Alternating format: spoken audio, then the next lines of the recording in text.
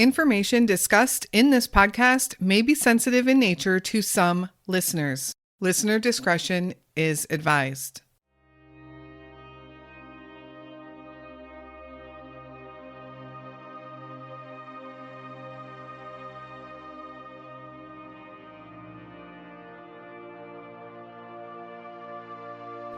Sage Smith, born Deshawn Smith, knew she was different from an early age. She never quite felt like a boy and struggled with acceptance. When she did finally come out as transgender as a teenager, some of her family members were slow to accept her decision, although to their credit, they ultimately did come around. Sage had a tough time for a while. She lived with her mother for a bit since her parents were divorced, and then would go on to live with her grandmother. Sage and her grandmother became very close, but at some point, Sage would go back to live with her mother. For reasons unknown, Sage would eventually end up in the foster care system. In 2011, Sage became the first in her family to graduate high school. In March of 2012, Sage moved out and got her own apartment with two friends. On November 20th, 2012, Sage told her roommate she was heading out for a date that evening. Only, Sage would never return home. On Thanksgiving of 2012, Sage was reported missing. A person of interest would emerge in the case, Erik McFadden, but soon he would also go missing. Where is Erik McFadden? And more importantly, where is Sage Smith?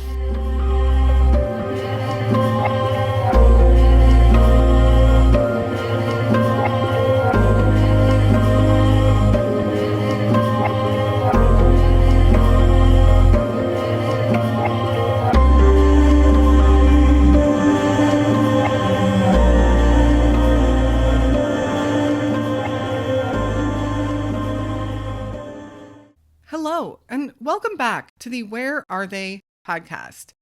This is episode number 4 in our Pride Month series this June. Sage Smith was a beloved member of the LGBTQ community, someone that everyone knew in her town because she was so outgoing and friendly. She was always having fun. A quick welcome to our newest Patreon members, Charlie and Megan. Thank you so much for supporting our show and our mission. We have part 1 and part 2 of our Lost in the Ozarks series up on Patreon now, and part 3 will be coming this weekend.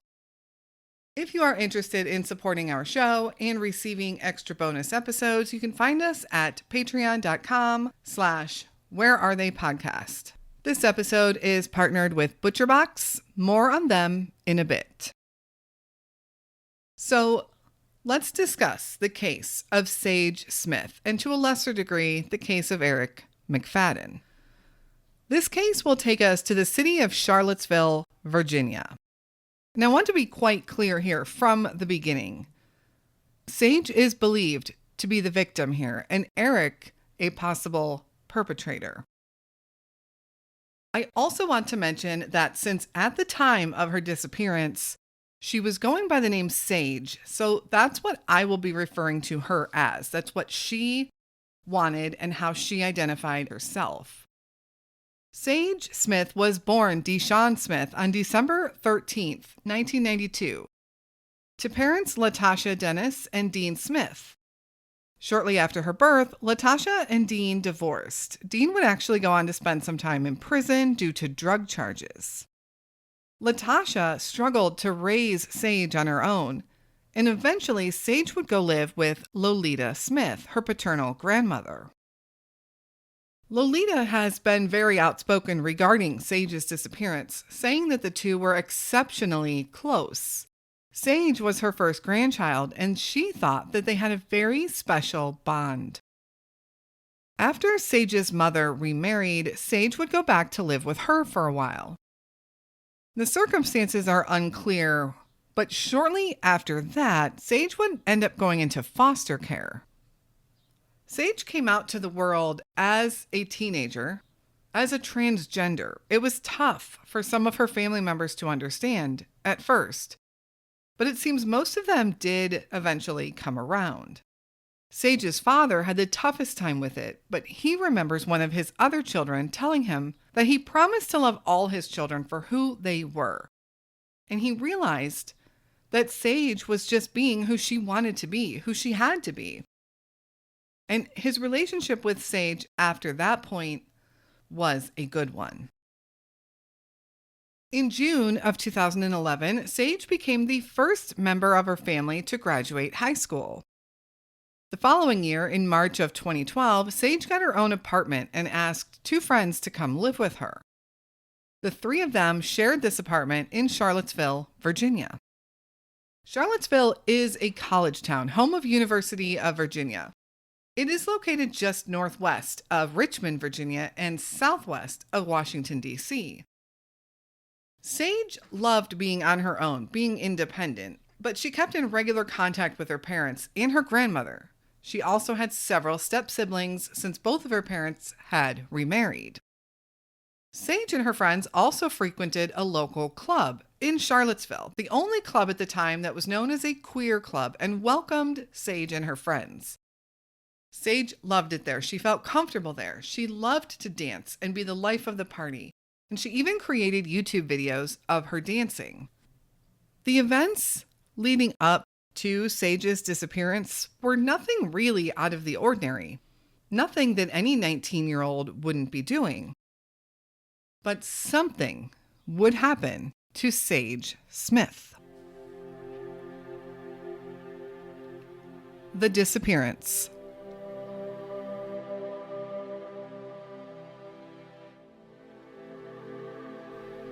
On Monday, November 19th, 2012, 19-year-old Sage and her friends held a party at their apartment for one of their roommates. They often held parties at their place. It was very common. Their place was a gathering place. Nothing unusual. But something would happen at the party. A girl arrived that evening and allegedly wanted to fight one of Sage's friends over a man. And the altercation soon evolved and involved Sage and a man by the name of Jamal. Jamal ended up calling police that night, claiming that Sage had damaged his vehicle. And while police did come out and take a report, no one was arrested and no one would be charged. Sage became angry at her roommate then, and the two had an argument. Sage had wanted her to back her up in the fight. But her roommate ended up calling some other friends and asked them to come get her, which they did, and she would leave for a few days. On Tuesday, November 20th, the very next day, Sage called her dad that morning to ask for money. We aren't exactly sure what the money was for, but we know that she did call her dad, and it wasn't that out of the norm for Sage to do that. Sage was also excitedly talking to her friends about visiting her family for Thanksgiving, which was Thursday of that week. She was excited to see her grandmother and her step-siblings. And overall, it seems like they had a very close family network. Later on in the day, Sage woke up one of her roommates and let them know that she was going out, that she had a date. She never indicated who with or where she was going, but the roommate knew Sage to be a social butterfly and didn't think twice about it. This roommate, however, woke up the next morning, the morning of Wednesday, November 21st, and Sage wasn't home. She tried repeatedly to call Sage's cell phone, but it was going straight to voicemail. Sage always had her phone on her and kept her phone charged and carried a charger with her everywhere she went. So right away, her friend had a bad feeling. After some time went by, the roommate eventually called Sage's grandmother, Lolita, to let her know that she couldn't find Sage. She hadn't heard from Sage. And Lolita also felt something was wrong. She told the roommate to wait and see if Sage came home later that night and to call her and let her know if she did. Meanwhile, Lolita also tried to reach Sage. Lolita alerted her son, Sage's father, and they figured that for sure Sage would show up for Thanksgiving dinner. The family was close and they knew Sage wouldn't miss it for anything. But that Thanksgiving, that Thursday, when Sage didn't show, the family was panicked. It was Thanksgiving Day when Sage Smith was reported as missing.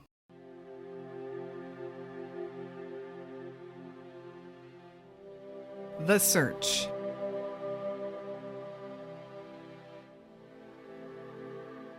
Authorities took the report right away, and there are different opinions on how seriously they took it in the beginning. Some feel they didn't take it seriously because of Sage's lifestyle. And others said they were actually more concerned right away because of her lifestyle, that something had happened to her, or someone had targeted her. And Sage had been bullied and harassed many times before. And because of that, everyone that knew her said that she was extremely cautious everywhere that she went. And she would never go anywhere alone, especially somewhere new. Investigators began questioning her friends and trying to retrace her steps that night that she was last seen, which they believed was the evening of November 20th, when she had woken up her roommate to tell her that she was going out on a date.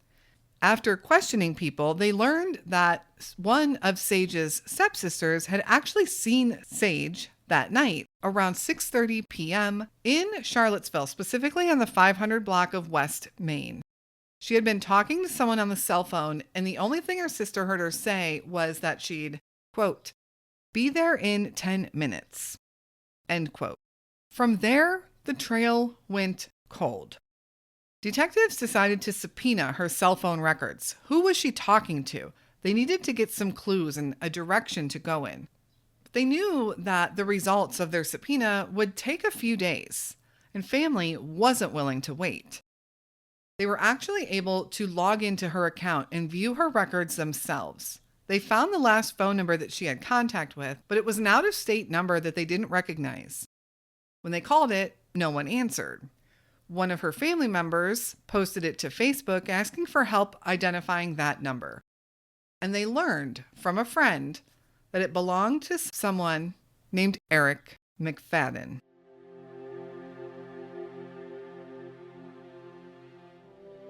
Erik McFadden.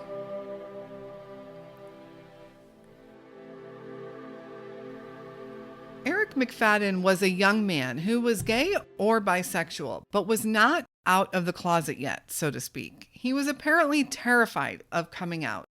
And he also had a girlfriend. In 2012, he started talking to Sage. He allegedly also gave her money often to keep her quiet and not let his secret out of the bag, especially not letting his girlfriend find out. Erik was 21 years old in 2012 when he was talking to Sage. Friends said they originally met online, but they had gotten together in person several times. On the evening of November 20th, it was learned through those phone records that he was planning on meeting Sage at the Hampton Inn. And Sage was late to meeting with him. This is evident through text messages back and forth. It seemed he was getting kind of angry with her because she was running late. And when he didn't answer her for a while, because as phone records showed, she was actually talking on the phone to another friend at that time. So the lack of response from Sage made him think that she had stood him up. Sage's sister saw her in that 500 block of West Main on the phone, maybe even talking to Erik. We don't know at that exact moment who she was talking to. She was also standing right outside the Amtrak station in Charlottesville. I don't know if that is significant, being a train station, but knowing how excited Sage was to see her family on Thanksgiving and how she was very leery of strangers and leaving her comfort zone, hopping on a train and leaving doesn't seem like anything that Sage would have done. The next day, November 21st, Erik asked his friend to delete his contact information from his phone. And his friend thought this was really an odd request and wasn't sure what to make of it. Until this friend saw the post on Facebook inquiring about that phone number. It was this friend that contacted Sage's father and told him that that phone number they were trying to track down belonged to Erik McFadden. On November 24th, Erik's girlfriend called police and asked them to do a welfare check on Erik as she hadn't been able to reach him. Police at this point did not know of Erik McFadden's involvement with Sage. So police went to their apartment in Charlottesville to do this welfare check and just found no one home. But they documented it. Later that same day, the friend that had reached out to Sage's father decided to go to the police about what he knew about Erik and Sage. On November 25th, Erik called his girlfriend, telling her that he was in Washington, D.C., and he needed money. She told him the police wanted to speak with him. She didn't understand why he left town. On November 27th, Erik finally called the police back, telling them now he was in New York City. But he tells them that him leaving town had nothing to do with Sage. It was planned all along. And over the phone, he did admit to authorities that he did have a relationship with Sage and that he was supposed to meet her that night of November 20th, but that she never showed up. Police asked Erik to come back to Charlottesville, and he told them that he was. When they hung up the phone with him that day, they would never hear from Erik McFadden again. On November 29th, they did, however, hear from Erik's girlfriend, who told them that Erik was taking a bus back to Charlottesville. In fact, he had told his girlfriend that police were going to pick him up at the bus station. The next day, however, McFadden's girlfriend said that he had changed his mind. He'd emailed his girlfriend saying that Sage had been blackmailing him and threatening to tell her that he and Sage had had sex. He said he did admit to his girlfriend that he did meet with Sage on the day of her disappearance, but he did not know what happened to her after that. He also said that Sage had a lot of enemies. So now we have two different stories. We have Erik telling authorities that he was planning on meeting Sage that night, but she never showed. But then it seems he tells his girlfriend that he actually did meet with her that night. We really can't tell from the text messages because the texting stops, and it's believed they probably talked on the phone or did meet up after that point. But up until then, the texting was Erik looking for Sage because he felt she had stood him up. So I guess it's really hard to say. Did Erik and Sage actually meet up on the night of November 20th? I do want the focus here to be mostly on Sage because we know she is a victim. But what I do find odd is that Erik, after that point, became a person of interest in this case. However, family wouldn't officially report him as missing until 2019, 7 years later. There was an apparent miscommunication in the family, which came up in a police interview with Erik's mother in 2019. She said that she thought his father had reported him missing, and that's why she never did. But it has to make you wonder, could she have possibly known that he wasn't missing? Does that mean that she knew where he was for those 7 years? It seems odd that even if she did believe his father had reported him, that she wouldn't even call detectives to check in. We see most parents calling authorities relentlessly looking for answers when they have a missing loved one.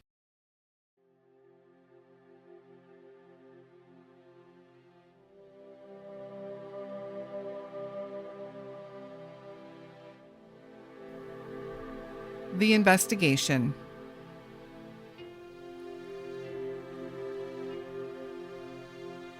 Authorities continued to search for Sage and now Erik, but were coming up empty-handed. All the businesses in that area that had surveillance in that part of Charlottesville had somehow not captured any footage of Sage or Erik. It was as if she had vanished into thin air after being in the center of a downtown district. It doesn't make sense that no one would have seen her.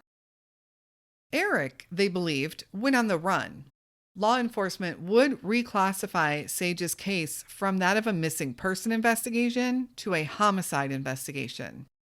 And while they haven't released any specific findings that led them to take that action, they must have some type of evidence. Sage's family believes there may be people out there that know something, but are afraid to speak up. The LGBTQ community in Charlottesville, especially in 2012, wasn't always treated fairly, and many have learned to keep their mouths shut, especially in anything involving authorities.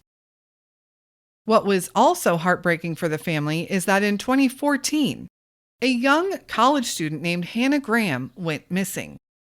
Thousands of people got involved in the search for Hannah, and her case made national headlines.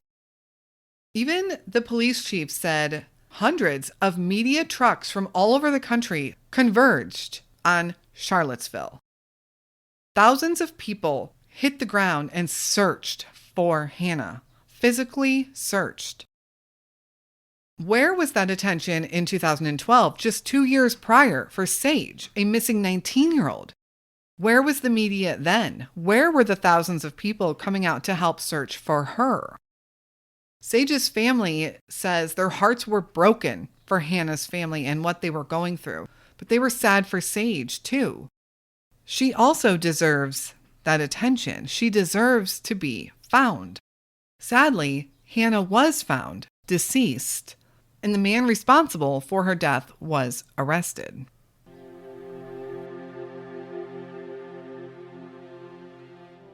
Charlottesville, Virginia. Charlottesville itself has a population of just over 46,000, while the Charlottesville greater area, which includes other towns like Fluvanna, Buckingham, and Greene, bring the population to over 150,000. The area where Sage was seen was near the 500 block of West Main Street, also said to be near the Amtrak station, in fact, right in front of the Amtrak station. This is a very busy part of downtown Charlottesville. There is a Hampton Inn. Now, I don't know if this is the same Hampton Inn that Erik referenced in his text messages, but there is a Hampton Inn just a half-mile from that Amtrak station, and just a 7-minute walk according to Google Maps. Anything that might have happened to Sage would have been witnessed by many, most likely. And I'm really surprised that there were no surveillance that picked her up from anywhere. And what about the surveillance at that Hampton Inn? Surely we at least have Erik coming and going. About 2 miles away is McIntyre Park, the only real park or green area on Google Maps that I can see. There's also not a lot of nearby waterways or other remote areas. We know possibly Erik had left after Sage's disappearance and went to Washington, D.C. If he did indeed go there, it is a 2.5-hour drive from Charlottesville, and it looks like Route 29 is probably the fastest, most direct route to D.C. And it does look like there are a lot of rural points along that route. Lake Manassas is the biggest water source along that drive, and that's a 770-acre water reservoir. It also looks like it's closed to the public since 2005, although I don't know that that matters. If Erik did indeed do something to Sage, where is she?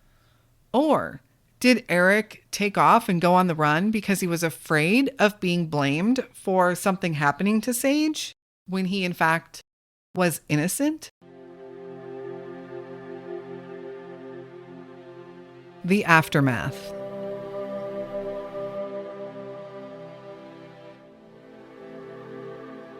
Says they can't agree on whether they should hold out hope that Smith is still alive. But they tell us that anyone seeing this photo should know this is a person who is terribly missed and deeply loved.